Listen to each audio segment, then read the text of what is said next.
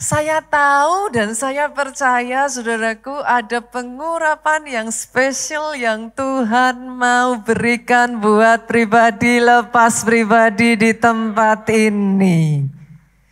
Hari ini saudara kita masuk pada bagian yang kedua dari seri firman The Year of Double Favor.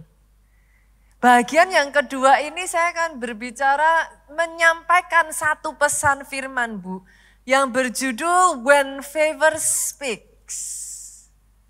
What do you mean, Pastor? Saudara pernah enggak dengar kayak When Money Speaks? Kalau ada uang semua pasti beres. Enggak heran keputusannya bisa berubah. Yang penting ada uang. Sebenarnya saudaraku kalimat itu hanya menunjukkan the power of money. Kekuatan dari uang, Pak. Lewat firman When Favor Speaks, saya berharap saya bisa memunculkan kepada saudara the power of favor dalam kehidupan sehari-hari. Karena jujur saudaraku di dalam kehidupan saya boleh katakan ini kepada saudara. Ada tidak ada favor itu beda. Beda. Saya itu almost kayak it becomes a natural faith to me gitu. Saya bisa merasakan when favor ketika favor itu hadir, itu kita tuh ngerti gitu. Karena segala sesuatu di dalam kehidupan saya tuh sampai saudaraku. Dibuat merinding seringkali dibuat takjub dengan how precise. Karena saya berbicara kehidupan sehari-hari, itu almost seperti kayak saudara akhirnya lihat sinetron. Itu. Nanti episode berikutnya apa ya? Ada apa lagi ya? Itu sebabnya saya katakan favor upon favor upon favor. Hal sesederhana saya tuh sampai udah kayak akhirnya itu jadi kayak udah tahu kalau dulu saya masih mikirnya tuh jangan-jangan kebetulan gitu kan. Tapi kebetulan itu diulang dalam pengulangan yang almost every time. Kita ngerti lah, gak mungkin lah kebetulan kalau sampai segitunya gitu. Baru saja hari Sabtu kemarin, tadi saya ceritakan. Saya pulang dari belanja saudaraku, pas kebetulan saya belanja banyak. Kita sampai bawa kiri kanan udah lumayan, namanya cewek ya saudaraku kan kalau ini ya lumayan kan saudara. Saya tuh mikir Tuhan nanti saya mau turun ke bawah saya butuh troli. Jadi bisa membantu kan kalau ada troli. Sampai di tempatnya biasanya di mall itu saudara tahu ya ada lokasi tertentu tempat orang taruh troli. Nah saya pergi ke lokasi itu saudaraku dan saya melihat trolinya kosong. Tapi karena saking saya itu udah terbiasa saudara. Jadi akhirnya saudara tahu apa yang terjadi? Saya ngelihat troli kosong, datanglah seorang ibu bersama anaknya laki-laki lagi dorong troli. Ding ding ding ding ding ding ding. Berhenti di depan elevator, bukan lift ya saudara. Elevator ya saya tahu kan, nggak mungkin itu troli bisa ikut turun. Begitu saya nyampe, dia ambil barangnya, ditaruhlah troli itu persis di depan saya. It's almost kayak every single time di dalam kehidupan saya tuh kadang sampai benar-benar sering kali saudara, gimana cara saya ngomongnya ya. Orang yang sudah cukup dekat sama saya ataupun pernah pergi sama saya, saudara tahu apa yang saya katakan. Benar-benar terjadinya itu kayak almost every single time, apa yang gak bisa jadi bisa, apa yang gak ada jadi ada, apa yang harusnya pintu tertutup, pintu dibuka. Sampai-sampai saya sangat senang sekali menceritakan itu kepada saudara, karena buat saya orang yang into detail saudara. Saya tuh kayak gimana ya, kayak pernah ngerasa gak sih saudara Tuhanmu tuh sibuk loh. Dunia ini 7 sampai 8 miliar manusia. Tetapi kenapa saya begitu menikmati dan saya begitu terharu karena despite 7-8 miliar manusia dengan semua permohonannya. Tuhan itu melihat detail kecil dari apa? Cuman sekedar perkataan di hati kita itu dia dengar. Dan yang membuat saya amazed every single time saya saksikan ketika ada jemaat yang menangkap itu juga ditularkan, saudara. Senggol kiri kanan, favor itu bisa menular. Ini sebagian jemaat di sini yang saya lihat kemarin datang ke Soho. Saudara saksinya nih. Kemarin saya ceritakan tentang si bapak yang kepingin dapat apa? Pipa, saudaraku, 1,5 inch. 20 cm, dia mau renovasi, dia punya kamar mandi. Mana adalah yang jualan pipa 1,5 inch 20 cm. Dia ketemu orang di tempat toko bangunan yang akhirnya mengatakan suruh minta di Alfamidi. Sampingnya Alfamidi ada konstruksi. Bapaknya cuma ngomong bilang aja bapak di sana yang nyuruh. Dan benar saudaraku, jadilah dia dapat pipa 1,5 inch 20 cm. Ceritanya masih berlanjut. Ternyata gara-gara khotbah saya kemarin minggu, ada jemaat lain dengerin. Jemaat lain dengerin, dia lagi jogging. Dia jogging pagi-pagi ibu ini, dia dengerin khotbah saya. Dia dengerin khotbah saya dan di khotbah saya ngomong, doa orang benar masih berkuasa. Masalahnya, kita berdoa apa enggak? Nah dia jogging lah saudara, dia jogging sambil dia bilang, pastor saya bilang amin, amin, amin. Benar saudara, malamnya terjadilah hamster anaknya hilang saudara. Boleh saya tanya enggak di sini ada enggak ibu-ibu atau keluarga yang pasti punya anak kecil? Boleh lambaikan tangan saudara. Saya melihat ada tangan-tangan terangkat. Buat saudara, itu hamster hilang 1, tumbuh 1000. Kita bisa kapanpun belikan yang baru Pak. Buat nih anak, itu hamster punya nama. Saudara berani tuh tukar itu hamster. Dia bahkan ngerti, di telinganya ada ininya, ada seperti apa tanda-tandanya. Bahkan itu hamster sudah bestie. Singkat cerita itu anak nangis sejadi-jadinya sampai malam tidur dibawa nangis. Saudara tahu kan anak umur segitu tuh kalau nangis udah masuk di hati tuh kayak apa sih saudara? Sampai kayak gitu tuh saudara. Tidur mimpi pun itu masih kadang-kala kalau masuk di hati bisa ya. Namanya orang tua saudara, lihat anak nangis gak berhenti-berhenti seperti itu kan sedih. Akhirnya si ibu ini ingat,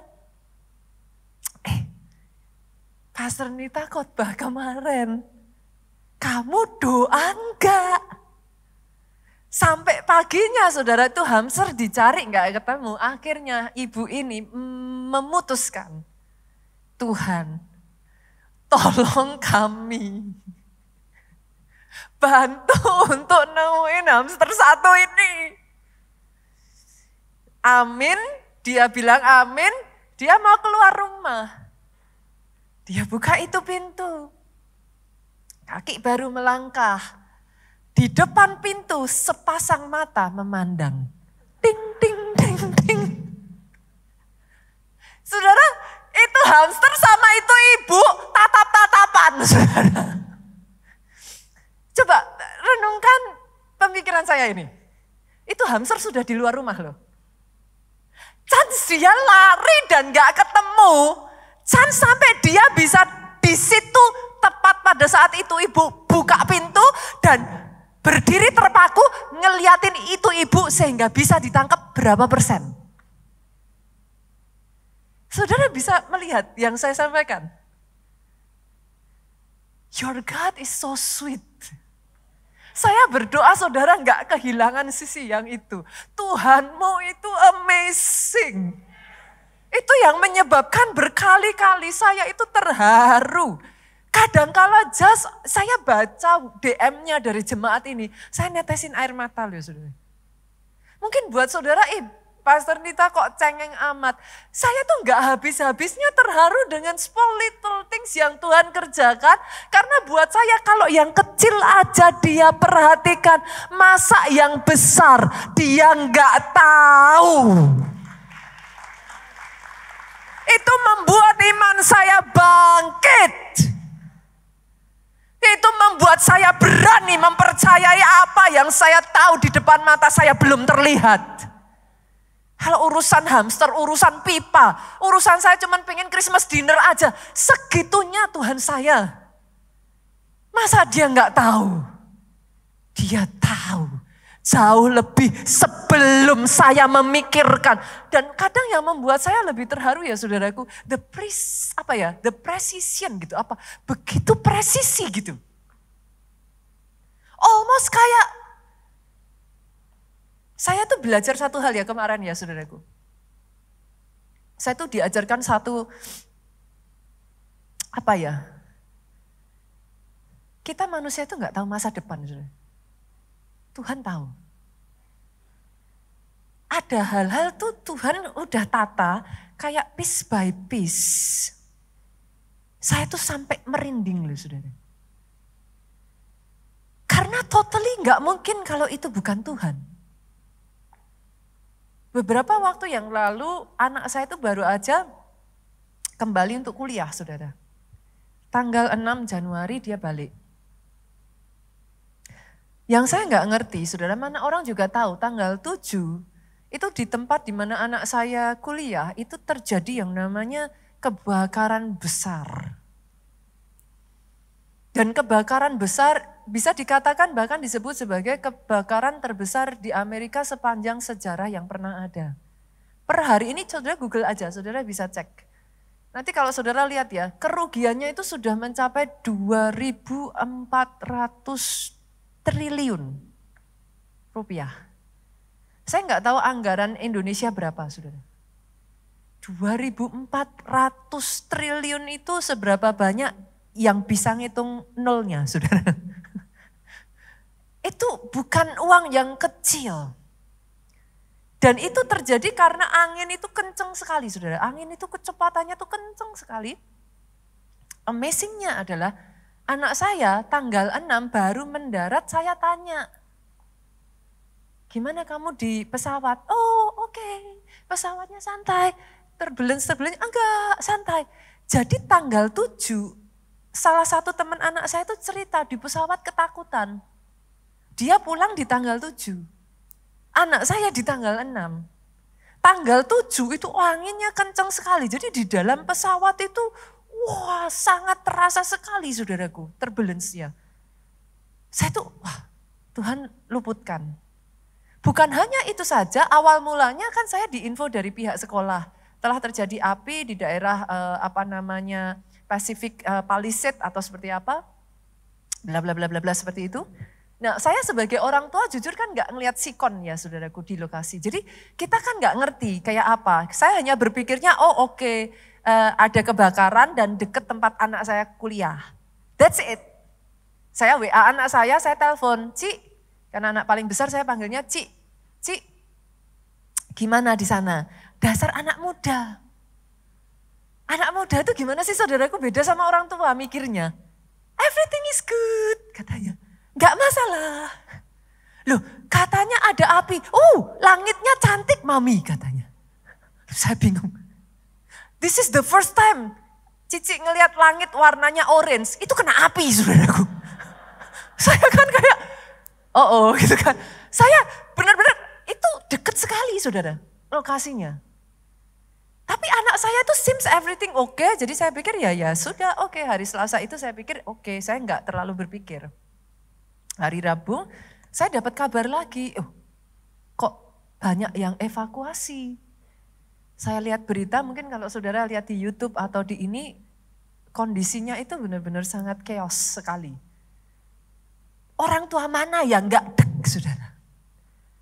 Saya kan juga mikir, aduh, mau Maksudnya gimana sih? Saya mau nolong dia juga saya nggak ada di sana gitu. Jauh saudaraku. Mau saya suruh pulang, wong baru datang gitu kan. Masa pulang? Sekolah jalan dan sekolah disampaikan kekeh. Sekolah menyampaikan pokoknya nggak libur. Semua pelajaran tetap berjalan secara normal. Jadi mau saya ungsikan saya juga mikir kalau dia nggak masuk kelas, dia kena saudara. Itu bisa benar-benar fail loh satu kelas kalau dia nggak masuk gitu. Nah jadi kita juga bingung, aduh gimana Tuhan? Saya belajar doa orang benar. Jika sungguh-sungguh didoakan, senggol kiri kanan, masih besar kuasanya. Saya nggak bisa ke sana, saya nggak bisa apa-apa, saya hanya bisa berdoa. Tuhan tolong buka jalan untuk anak saya. Karena saya juga nggak punya banyak kenalan saudaraku di sana. Buka jalan untuk anak saya. Nggak lama kemudian saya di WA. Bunita, ini anak saya, pas. Kebetulan perusahaannya baru ngabarin kalau tutup tempat dia kerja. Anak saya ini 5 menit dari tempatnya Jessica. Jessica kita jemput ya, biar ikut sama kita aja. Itu tuh saya kayak freeze tuh saudaraku. Baru amin. Terus muncul WA. Saya tuh sampai melongo, sampai mau jawab itu sampai bingung saudaraku. Dan hari itu saudaraku, Jessica diambil. Dia pergi ikut tempat dari salah satu kenalan kita ini, dia tinggal di sana. Hari Kamis, hari Jumat saya udah tenang. Ini paling enggak tempatnya agak jauh. Nah hari Jumat itu area tempat dia tinggal, itu karena apinya di beberapa titik saudara. Apinya tuh enggak hanya di satu titik, apinya di beberapa titik. Ternyata di daerah sana keadaan udaranya itu sudah mulai turun. Akhirnya Jessica dipulangkan ke tempatnya universitasnya dia. Gitu saudaraku. Dipulangkan ke universitasnya dia karena jam sana dengan jam sini itu selisihnya jauh. Saya waktu di WA masih tidur. Begitu saya bangun, saya buka WA kaget saya. Loh sudah pulang. Gak lama kemudian saya dapat info saudaraku. Dari CNN dikatakan bahwa neighborhood tempat Jessica tinggal ini sudah mulai disuruh ngungsi. Jadi jadi gini. Di sana tuh kan jalanan gede ya saudaraku, 4 mobil kayak gitu. Kalau saudara lihat tuh di pik sini, tuh jalanan utamanya 4 mobil seperti itu. Nah ini perempatan ke sana itu neighborhoodnya. Perempatan ke sini itu area kuliahnya Jessica. Sedekat itu. Nah daerah neighborhoodnya itu sudah dikasih perintah evacuate gitu. Udah dikasih warning evacuate. Berarti next ini sudah nggak ada barikade lagi. Next Jessica, gitu. Momen dimana saya dengar itu udah sore saudaraku. Saya udah aduh gimana nih anak gitu. Nah lucunya teman-temannya Jessica ini udah dari sejak hari Rabu mau ngungsi, nggak ngungsi-ngungsi. Masih di dom. Hari itu mereka sepakatan mau ngungsi bersama. Ada satu keluarga dari temannya Jessica ini punya rumah di sana saudaraku, rumah itu gak ada yang nempatin, rumah itu tersedia dan ready, fasilitasnya cukup untuk anak itu bisa makan, minum, bisa kuliah karena ada internetnya, bisa cuci baju dan lain sebagainya saudaraku. Hari itu juga, jadi di hari yang sama jam 2 jam 3 siang Jessica di drop, di hari yang sama saudaraku, baru sekitar jam 6 sore, jam 9-an itu Jessica sudah dijemput lagi. Pergilah mereka lagi saudara. Dan Jessica lepas dari itu. Kalau saudara jadi saya, what will you say? Your God knows the end from the beginning. Dia Alfa, dia Omega, dia tahu akhirnya dari awalnya. Itu sebabnya come on 2025 mulai start with favor. Mulai dengan favor. Ada nggak ada favor? Beda. beda. Beda, saudara. Kalau saudara minta saya bercerita ya, the story will goes like again on and on and on and on. Hampir bisa saya mikir kadang, iya juga ya hidup saya kayaknya bisa ya dibikinkan sinetron gitu, saudara. Karena again and again, satu cerita bagaimana kita sebagai anak Tuhan berjalan bersama dengan Tuhan yang dahsyat. Tadi saya sempat membandingkan ya saudaraku, the power of money versus the power of favor. Saya nggak nyangkal ya, saya rasa kita sepakat juga ya. Money bisa beli banyak hal ya saudara. Kita bukan, ini juga ya, kita butuh uang kan saudara. Ada di sini yang nggak butuh uang? See, everyone, semua orang butuh uang. Kita nggak sangkal itu saudaraku. Tapi dengar ini yang ingin saya sampaikan. Uang tidak bisa beli destiny of your life. Uang tidak bisa change the destiny of your life. Uang tidak bisa merubah kehidupan saudara. Poinnya gimana, Pastor? Masih ingatkah saudara kehidupan kisah dari Yusuf? Yusuf ini anak orang kaya loh saudara. Dia diberikan jubah maha indah berwarna-warni saudaraku yang membuat saudaranya iri. Berapa banyak dalam kehidupan saya melihat banyak sekali anak-anak dari saudaraku, orang-orang yang kaya, orang-orang yang kehidupannya lebih dari berkecukupan ya saudara. Seringkali bahkan justru menghambur-hamburkan uang dan tidak mempunyai tujuan hidup loh. Hidupnya kayak ya disia-siakan aja gitu saudara. Happy-happy aja. Tapi enggak punya tujuan hidup. Sampai satu kali Yusuf dibuang Pak. Dia jadi budak. Dipenjara lagi. Setuju enggak dengan saya kalau Yusuf start with zero? Kalau saya bisa ngomong bukan cuma zero loh. Budak itu kan enggak punya kebebasan ya.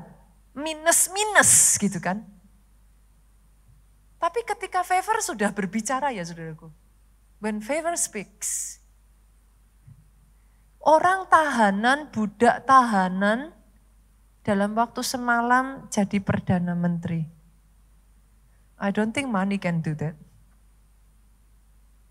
Money bisa, favor itu bisa memberikan saudara destiny hidup yang tidak pernah saudara pikirkan. Saya rasa saudara dan saya setuju yang namanya uang ada batasnya ya. Sepakat ya Pak ya. Tapi hebatnya favor, namanya uang itu ada kalkulasinya. Betul ya, untung rugi kan? Ada logikanya. Nah, tapi favor itu bisa melakukan keajaiban. What's your point, Pastor? Ini poin utama saya, saudara. Sesederhana gini, waktu uang sudah berkata impossible, waktu uang sudah berkata it's not enough, waktu uang sudah berkata no hope, tidak ada harapan, favor bisa membalikkan meja, favor surpass, melampaui semua batasan. Money can buy. Saya setuju saudaraku. Kalau bisa dikatakan kalau saudara ngomong sama saya pastor, tapi kan uang bisa beli ranjang mewah. Belum tentu uang bisa beli tidur nyenyak loh. Saya berjumpa dengan orang-orang yang bukan hanya ranjangnya mewah, rumahnya sampai semuanya mewah. Maaf saudaraku, tapi yang tidur nyenyak ART-nya saudara. Dia tidurnya enggak nyenyak. Bahkan kalau di dalam dunia gereja saya mengakui, uang bisa membeli gedung gereja Pak. Sepakat dong? Tapi maaf saudaraku, gereja kita ini gereja yang mempercayai satu hal ini. Uang tidak pernah bisa membeli hadirat Tuhan. Saya bisa memberikan kepada saudara gedung yang mewah dengan AC dan semua fasilitas. Hadirat Tuhan itu datang hanya dari perkenanan Tuhan. You will never be able to buy it. Hari ini saya ajak yuk saudaraku. Di dalam kehidupan saudara di 2025 ini. Kejar perkenanan Tuhan. Cari itu yang utama. Jadikan Tuhan segalanya, Dia yang nomor 1, Dia yang utama. Karena kalau saudara sudah berbicara tentang the year of double favor ya saudaraku, kemarin saya bagikan di pemuritan 2 hal. Yang pertama ya saudara, deket-deket deh sama Tuhan. Pastikan pada saat Dia berbicara ya, engkau cukup dekat untuk bisa mendengar suaranya. Yang kedua, jaga kesatuan. Kenapa firman Tuhan berkata saudara, kesanalah berkat dicurahkan. Di mana ada kesatuan, dalam keluarga jaga kesatuan. Dalam pelayanan jaga kesatuan. Di tempat engkau bekerja jaga kesatuan. Di gereja ini jaga kesatuan. Because this is the year of double favor. Pastor, favor apa yang Tuhan mau berikan di 2025 ini? Kalau saudara baca, minggu lalu kita sudah baca ayat rema ya. Masih ada yang ingatkah? Yesaya 61 ayat 1 sampai 2. Roh Tuhan Allah ada padaku. Ingat-ingat ini ya saudara. Setiap kali kau menghadapi masalah, setiap kali yang kau lihat di depan mata, tidak seperti yang kau harapkan, biarlah perkataan yang muncul bukan sungut-sungut, perkataan ketakutan, perkataan kekhawatiran, tetapi perkataan yang muncul bekal dari awal tahun ini. Roh Tuhan Allah ada padaku. Apa yang membedakan, Pastor? Ada atau tidak adanya? A lot of things. A lot of things. Kekuatan yang mengalir berbeda, hikmat yang diberikan berbeda, pintu terbuka berbeda. Diizinkan terjadi tapi tidak hangus dan tidak tenggelam. That's so different. Oleh karena Ia telah mengurapi aku. Artinya saudaraku, pengurapan itu dan kuk itu dilenyapkan oleh urapan. Kuk itu apa? Beban. Engkau berjalan tidak menjadi lelah. Kau tidak jadi aus. Engkau berlari dan tidak menjadi lesu. Kakimu ini enggak apa? Bahasa aslinya faint, pingsan. Engkau enggak pingsan. Jadi somehow engkau dimampukan di tengah tekanan dan badai, you dance. Seperti Raja Wali, engkau menari di tengah badai. Seru ya, saudara? Loh, saya nggak bilang ikut Tuhan nggak ada masalah ya. Saya bilang bahwa ikut Tuhan itu seru. Buat saya benar, serius saudaraku, seru. Ngelihat masalah di depan mata dan melihat bagaimana Tuhan menyelesaikan semuanya itu seru. Melihat bagaimana Dia membesarkan iman saya, melatih mental saya untuk menjadi lebih dari pemenang, itu seru. Kita udah doa lama tapi belum dijawab-jawab, melihat bagaimana cara Tuhan menata setiap pasal di dalamnya, itu seru. Kekristenan harusnya seseru itu saudara. Itu yang saya sukai dari kekristenan. Seru. Every single day ada cerita yang baru. Tapi saudaraku, ayat 1 sampai 2, kalau saudara turun nih, saudara baca di ayat yang keempat. Dari ayat yang keempat ini dikatakan, favor apa sih yang Tuhan mau berikan di dalam kehidupan saudara? Mereka akan membangun reruntuhan yang sudah berabad-abad, garis bawahi kata membangun, dan akan mendirikan kembali tempat-tempat yang sejak dahulu menjadi sunyi, garis bawahi kata mendirikan. Mereka akan membaharui kota-kota yang runtuh, garis bawahi kata membaharui. Tempat-tempat yang telah turun-temurun menjadi sunyi. Boleh gak dari ayat ini saya simpulkan saudara? 2025 favor to build. Favor untuk membangun. Maksudnya gimana Pastor? Lawan katanya membangun apa saudara? Merobohkan, meruntuhkan, menghancurkan. Boleh saya katakan ini dalam hidup saudara? Tidak ada satupun yang roboh dalam hidupmu di tahun 2025 ini. You will build. Engkau akan membangun. Tidak ada yang rusak. Tidak ada yang roboh. You will build. Pertanyaannya sekarang, Pastor, saya bangun apa? Yang pertama, saudara, saya akan bagikan 4. Akan ada orang-orang, saya tahu mungkin gak semua orang ya saudaraku. Tapi akan ada orang-orang yang dibawa Tuhan, kalau kau tangkap ini, favor untuk membangun sesuatu yang baru dalam hidupmu. Banyak yang sepakat dengan saya membangun sesuatu yang baru itu gak gampang. Namanya baru ya Bu ya, nggak ada gambarannya. Gimana sih kayak don't know what to do gitu.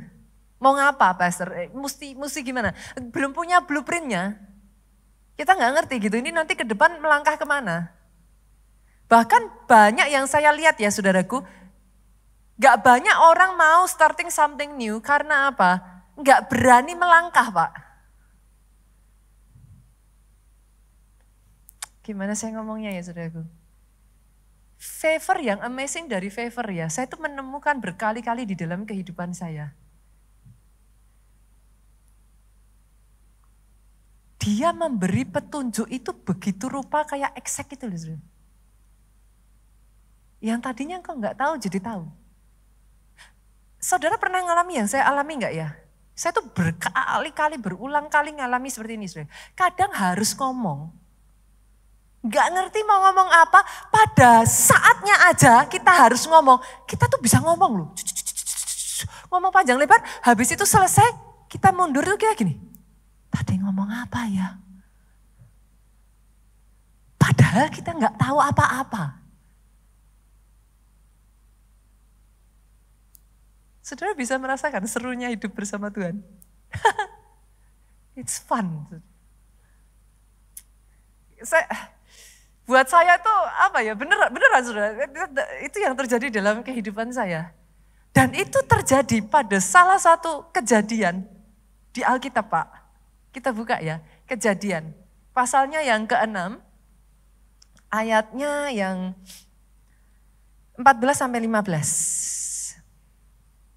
Saya bacakan dari terjemahan bahasa Indonesia masa kini.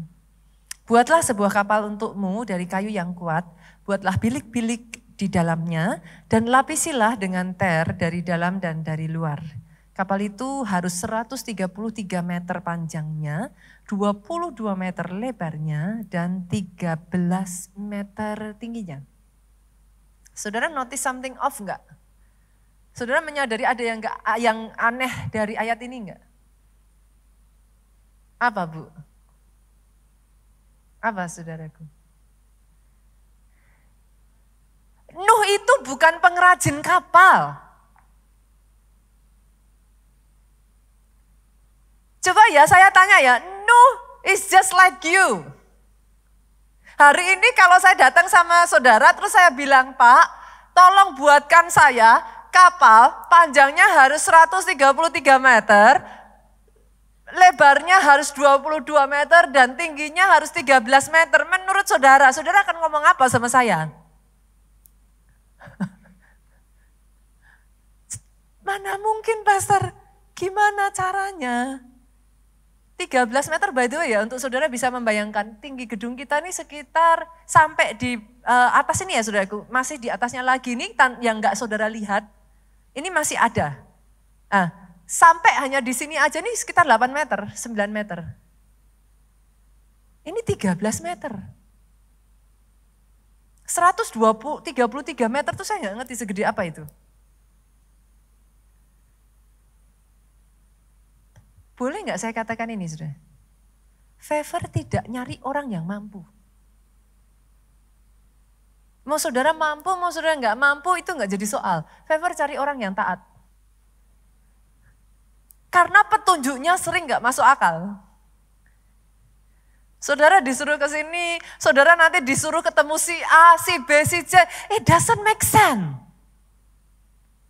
Dalam kasus saya ya saudaraku, saya berkali-kali ngalami, saya ketemu orang yang tepat tanpa kenal, tanpa tahu, belum pernah ngobrol sebelumnya, tapi lewat orang itu satu demi satu dibuka jalannya. Kalau saudara datang sama saya dan tanya, Pastor gimana caranya? Saya akan ngomong sama saudara, iya ya gimana caranya ya? Because I'm just the same. Yang dibutuhkan favor 2025 ini ya saudaraku. Belajar taat dengan rema dan tuntunan Tuhan. Saya menemukan banyak kali, enggak banyak kali saudara. Ada 2-3 kejadian dalam hidup saya yang saya tahu persis. Karena ketidaktaatan, saya rugi besar. Really. Pola pikirnya gimana Pastor? Gini, you don't know your future kan? Oke. Terus Tuhan suruh saudara ngelakuin sesuatu pada saat, di saat itu you don't need to do it. Dan saudara bingung, and then saudara bilang, buat apa Tuhan? Terus enggak saudara lakukan. Later on, baru setelah sekian tahun berikutnya, saudara tahu yang Tuhan suruh sekian tahun sebelumnya itu dipakai Tuhan untuk mempersiapkan 4-5 tahun setelahnya. How do you know? Dari 2-3 kali kejadian ini, saya membayar harga mahal sekali sudah. Karena tidak taat. Dari situ saya belajar, semua hal di dalam kehidupan kita ini connected. Yang saat ini buat saudara gak ada artinya, you never know 5-10 tahun ke depan Tuhan pakai itu, Tuhan ambil itu, susunlah satu demi satu, terjadilah yang tidak pernah saudara pikir sebelumnya. Because you don't know the future. Ada di sini yang bisa menyampaikan kepada saya seperti apa yang akan terjadi kepada saudara, gak usah jauh-jauh lah, 24 jam dari sekarang, 5 hari dari sekarang, 1 tahun dari sekarang. We don't know the future. Itu sebabnya saya selalu mengatakan ini, deket-deket sama Tuhan. Deket-deket. Pastor ngapain kita tiap hari harus saat teduh? Ngapain orang Kristen harus baca Alkitab terus Pak? Simple, Alkitab mengatakan Pak, pagi hari pada saat engkau saat teduh dia mempertajam telingamu untuk mendengar. Itu kata kuncinya. Dan pada saat Tuhan ngomong, taat. Gak ngerti pun, taat. Susahnya kalau engkau gak punya hubungan cukup dekat, Tuhan ngomong, saudara kayak gini, dari Tuhan bukan ya? Jangan-jangan, saya salah. Gak ada kaitannya, gak ada urusannya, kayak gak ada hubungannya. Itu saya ngalami 2-3 kali saudaraku dan saya sangat menyesal. Dari situlah saya belajar pelajaran kehidupan saya yang sangat mahal. Tuhan sudah ngomong sama saya dari 5 tahun sebelumnya, I just don't see it. I don't know what it means. Dan saya enggak lakukan. Pada saat itu dibutuhkan, saya hanya bisa gigit jari. Doa saya hari ini ya saudaraku, 2025, kalau Tuhan tuntun engkau membangun sesuatu yang baru. Belajar, let the favor speak in your life. Izinkan dia membukakan hal yang tidak pernah kau ketahui sebelumnya. Izinkan dia menemukan engkau dengan orang-orang yang bahkan seolah-olah di benakmu gak ada urusannya. Izinkan dia menata benang itu, saudaraku. Dia menyusun rangkaian itu sampai tepat pada waktunya. Dia membuat engkau takjub. Why? Kenapa? Satu persatu pertanyaanmu dijawab dengan precise. Saya tuh hanya berharap ya saudara, ketika saya menceritakan ini ya, setiap jemaat pelayan Tuhan ngalami yang sama. Saudara tuh bisa ngerasain segitunya loh Tuhan itu. Sedekat itu, se-care itu, sepeduli itu. Dan dia Tuhan yang berbicara.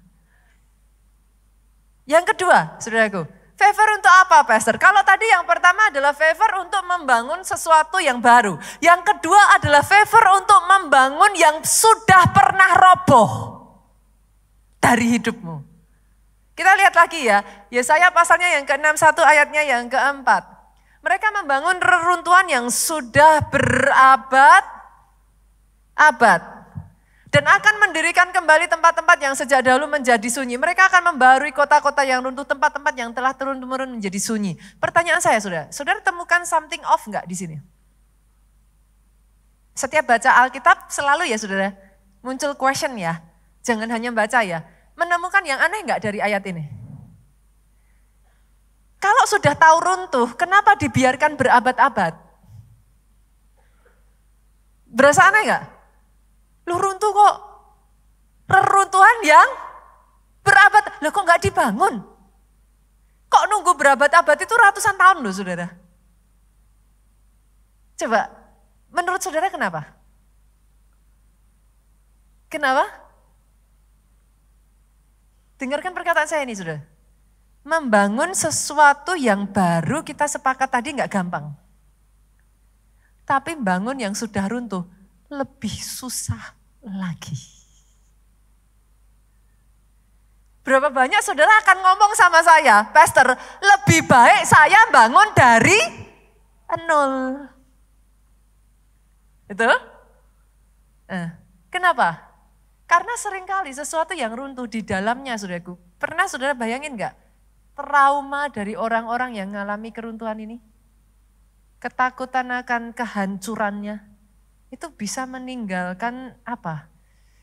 Saya nggak tahu ya saudaraku, dalam nama Yesus janganlah ya. Tapi saya masih bertemu sebagian orang yang trauma tahun 98 itu belum hilang loh sampai titik hari ini. Membangun sesuatu yang runtuh nggak gampang. Itu sebabnya banyak orang cenderung, udahlah dihindari aja lah. Udah biarin aja. Nggak usah di ini lagi lah. Tapi saya aminkan nomor 2 ini dalam kehidupan saya, saudaraku. Apa yang bahkan runtuh, apa yang belum berhasil dibangun sebelumnya, 2025 ini ada favor untuk membangun apa yang sudah pernah runtuh dari kehidupan saudara. Saya nggak tahu apa yang pernah runtuh. Ada di sini yang keluargamu sempat runtuh, dan saudara sudah reluctant, aduh Pastor, ketemu wanita yang satu itu rasanya kayak, kalau bisa dihindari, dihindari aja. Tapi mungkin Tuhan berbicara, keluarga yang sudah runtuh Tuhan mau bangun kembali. Coba, dengar saudara, mulai dengar, dia berbicara apa? Pastor kalau nanti saya dengarnya salah gimana?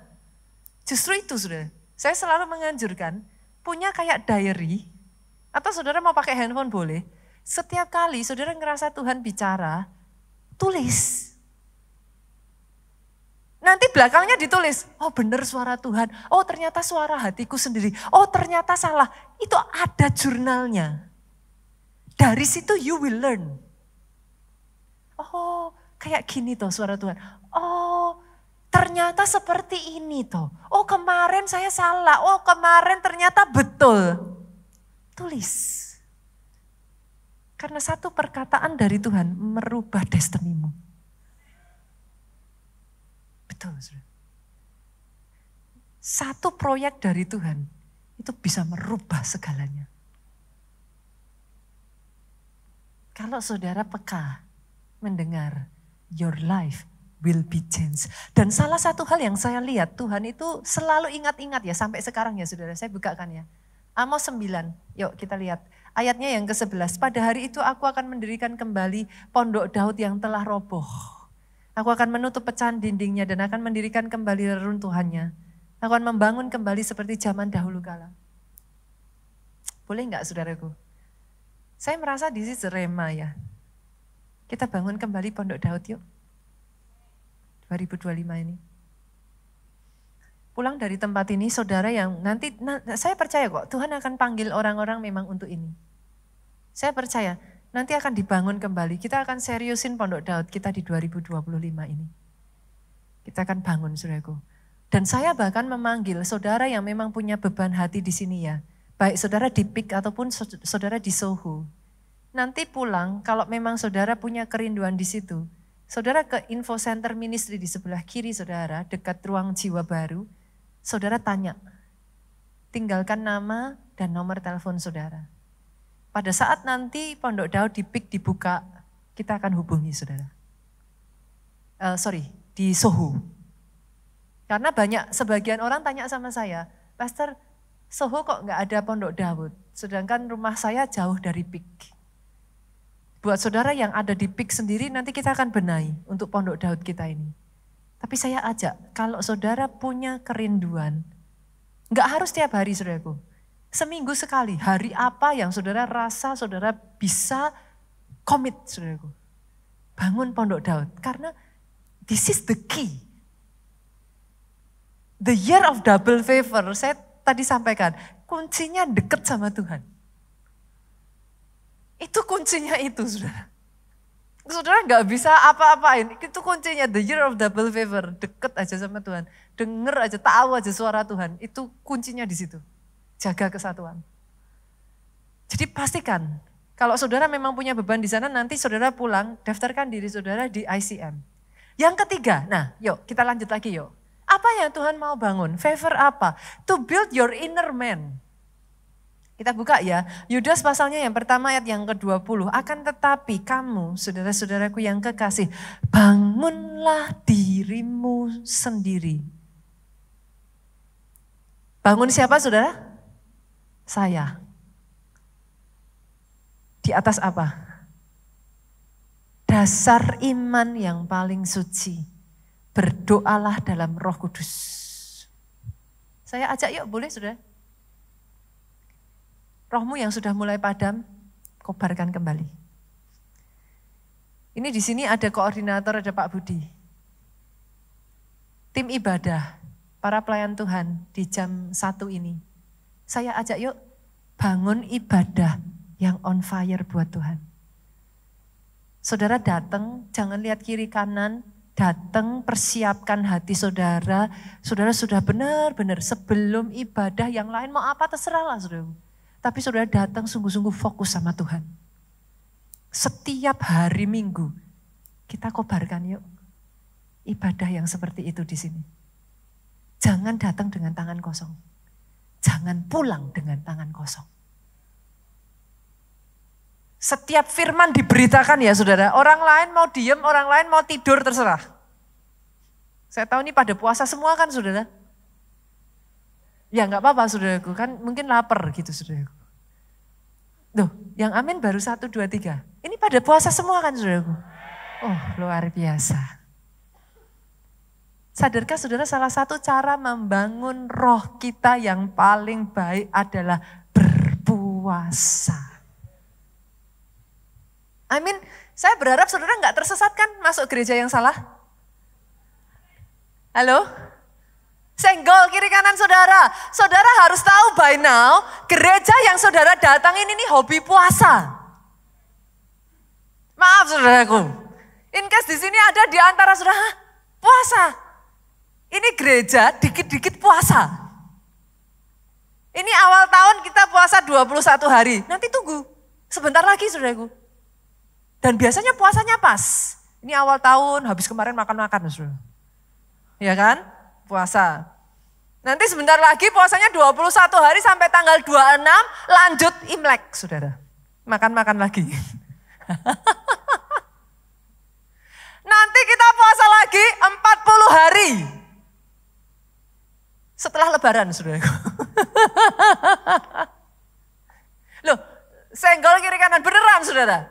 Jabat tangan kiri kanan saudara. Ayo puasa. Saudara masuk ke gereja yang hobi puasa. Nanti belakang lagi, ada lagi kita puasa. Pokoknya puasa terus kok saudara. Buat saudara yang puasa 1 hari aja masih garuk-garuk kepala, 3 hari garuk-garuk kepala, kita tuh 21 hari. Gak apa-apa, yang belum terbiasa, ayo join aja. Bisa kok. Saya rasa kalau puasa bikin mati, saya udah di gereja ini berapa tahun saudara? Yang saya tahu puasa bikin saya tambah sehat. Terus saya tambah ya, puasa bikin emosi saya lebih stabil. Saudara cek deh. Ilmu kesehatan kedokteran pun mengatakan bahwa puasa itu baik untuk kesehatan. Sadarkah saudara pada saat saudara berpuasa ya, itu lemak-lemak yang tersembunyi.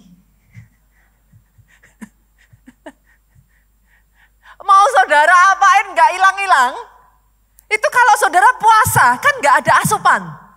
Tubuh saudara akan memakan sendiri, self-eating. Malah sehat. Bahkan saudaraku, ketika saudara berpuasa, tubuh saudara itu akan self-eating, sel-sel yang mati dan sel-sel yang sudah tidak baik. Itu akan membuat, meregenerate, sel-sel yang baru akan tumbuh. Jadi secara medis puasa itu sehat. Senggol kiri kanan lagi, bila perlu kalau enggak senggol injak kakinya. Ayo puasa. Benar saudara, di gereja kita nih ya banyak, saya tuh takjub banyak orang yang bahkan bukan hanya puasa 21 hari, 40 hari, tapi banyak yang bercerita kepada saya, mereka dijawab doanya setelah berpuasa 100 hari. Apalagi itu pastor? Saya tambah lagi ya, Sebagian orang yang saya kenal bahkan berpuasa selama 1 tahun penuh. Saudara gini loh, coba tanya kiri kanan, kita masuk di gereja yang benar enggak ini? Gereja ini suka puasa, saudara. Saya mengajak saudara untuk puasa. Seriously, saudara yang belum pernah ya, try, come on. Nanti kan saudara akan menyadari betapa daging ini bereaksi. Saudara puasa ya, hari pertama ya, itu kayak badan tuh kayak, kok gak enak ya, tuh kan gak bisa puasa gitu. Buktiin pernyataan saya. Terus nanti puasa hari pertama kedua, itu yang paling tricky saudara. Denger apa sedikit bau, cium bau sedikit. Lapar. Tapi nanti saudara sudah lewat seminggu gitu ya. Udah biasa. Udah ya, it's not as bad as you think. Gitu. Ayo, puasa. Yang terakhir, yang keempat, bukan hanya saudara membangun diri saudara, bangun orang lain. Roh Tuhan Allah ada padaku, oleh sebab Dia mengurapi aku, bukan untuk diri kita aja. Tapi engkau menyampaikan kabar baik kepada orang sengsara, kelepasan, pemulihan kepada yang remuk hati, kelepasan kepada orang tawanan. Apalagi saudaraku, pembebasan orang yang dikurung. Come on. Kalau ke gereja jangan sendiri. Ajak-ajak. Boleh? 2025 saya akan melihat ada ibadah-ibadah baru dibuka kembali. Saya akan melihat saudaraku. Bahkan tempat ini sudah gak cukup. Saudara ibadah jam ini sekarang Pak Budi udah tambah mundur loh ini. Nanti lama-lama lebih mundur lagi saudara. Ininya. Sudah semakin banyak kursi yang ditata. Saya percaya 2025 akan jadi tahun pembebasan buat orang-orang yang terbelenggu. Tahun di mana mereka yang hatinya remuk dibebat kembali. Bawa mereka mengalami Tuhan secara pribadi. Saya boleh mengundang pemain musik maju ke depan, worship leader singer. Saudaraku, hari ini seperti tradisi gereja kita akan melakukan sesuatu yang berbeda. Jadi saya ceritakan dulu ya apa yang akan kita lakukan supaya saudara nanti bisa mengerti alurnya. Sebelum ini kita nanti akan mengadakan perjamuan kudus. Boleh saya minta petugas perjamuan kudus maju ke depan. Kalau ada di antara saudara yang belum terima roti dan anggur, boleh angkat tangan saudara. Adakah? Petugas perjamuan akan membantu, lambaikan tangan saudara seperti ini, petugas akan mendatangi saudara. Saudara yang sudah terima, boleh saudaraku keluarkan roti saudara. Oke. saudara keluarkan dari plastiknya. Oke ya. Saudara keluarkan dari plastiknya. Setelah itu saudaraku, saudara ambil anggur saudara. Oke. Saudara buka terlebih dulu.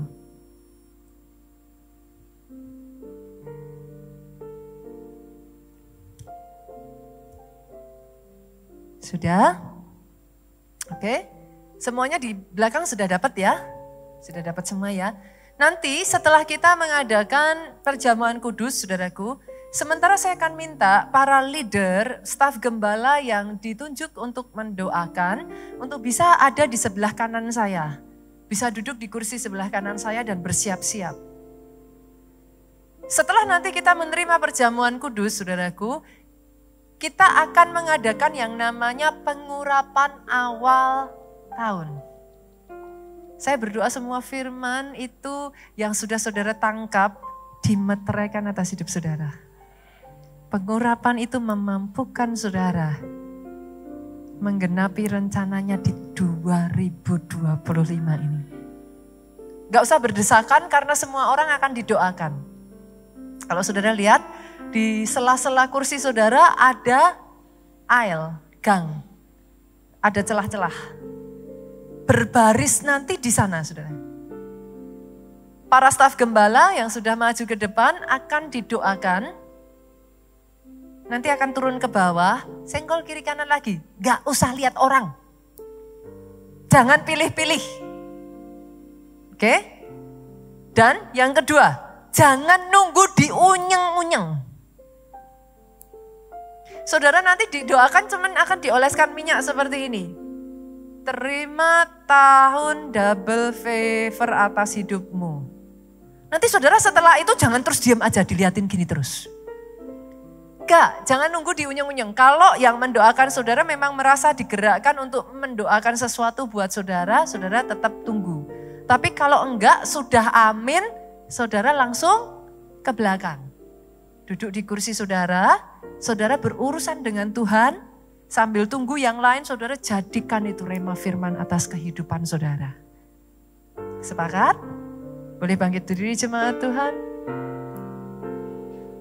Ku kagumi caramu mencintaiku, kau ada di cerita proses hidupku. Di titik terendahku kau hadir untuk mengangkatku. Ku tahu kau tak menyerah akan hidupku. Ku kagumi caramu mencintaiku, kau ada di cerita proses hidupku. Tidak pernah gagal membuat hamba-Mu terharu. Di titik terendah kau tidak pernah meninggalkan aku. Tangan-Mu terbuka lebar, kau tak menyerah akan hidup. Karena tidak terbang